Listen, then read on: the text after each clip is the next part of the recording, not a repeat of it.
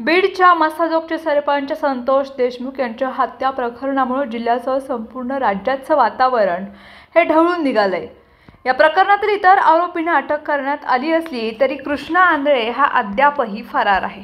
Police यंत्रणा त्याच्या शोधात असून 2 महिन्यांपासून तो गायब आहे। भाजपचे आमदार सुरेश धस हे प्रकरण लावून त्यांनी धरलं असताना त्यांच्यासोबतच फसवणुकीचा प्रकार समोर आलाय। फरार कृष्णा आंधळेला घेऊन येतो म्हणत एकानं सुरेश धस यांची 5,000 रुपयांची फसवणूक करण्यात आली। मसाजोगच्या ग्रामस्थांशी संवाद साधत असताना सुरेश धस यांनी या प्रकरणाबाबत माहिती दिली। संतोष देशमुख हत्या प्रकरणात काही मागण्यांसाठी मसाजोगच्या ग्रामस्थांनी 2 दिवस अन्नत्याग आंदोलन केलं। पोलिसांच्या लेखी आश्वासनानंतर हे आंदोलन बुधवारी मागे घेण्यात आलं।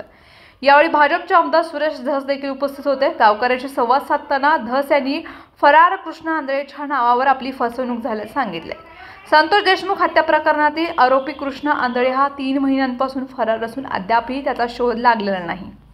अशातच कृष्णा आंधळे याला घेऊन येतो असं सांगून एकानं सुरेश धस यांची 5,000 रुपयांची फसवणूक केली आहे। बीडचे खासदार बजरंग सोनावणे यांचीही त्याच व्यक्तीनं फसवणूक केल्याचे समोर आले। बजरंग सोनावणे यांनाही या व्यक्तीनं फोन करून कृष्णा आंधळे हा छत्रपती संभाजीनगरमध्ये असल्याचं सांगितले, मात्र नंतर हा फसवणुकीचा प्रकार असल्याचं समोर आले। बापूराव बारसगे या व्यक्तीचा मला सुद्धा फोन आला होता। तो मला म्हणाला की कृष्णा आंधळे इथे आहे, त्याला कॅबमध्ये बसून आणायचं आहे तर पैसे पाठवा। मी त्याला 5,000 रुपये पाठवले। त्याने मला 4.5 तास नगरला उभं केलं। नगरमधल्या हॉटेल यश पॅलेसला मी 4.5 तास वाट बघत बसलो, पण तो आला नाही। त्याला पकडावं यासाठी मी आष्टीच्या पोलिसांना सोबत नेलं होतं। तो बारसगे नावाचा माणूस फ्रॉड निघाला।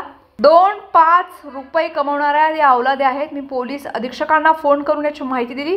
अशा घटनांमधून 2-5 रुपये कमवणाऱ्या व्यक्ती सुद्धा असू शकतात असं सुरेश धस यांनी म्हणाले।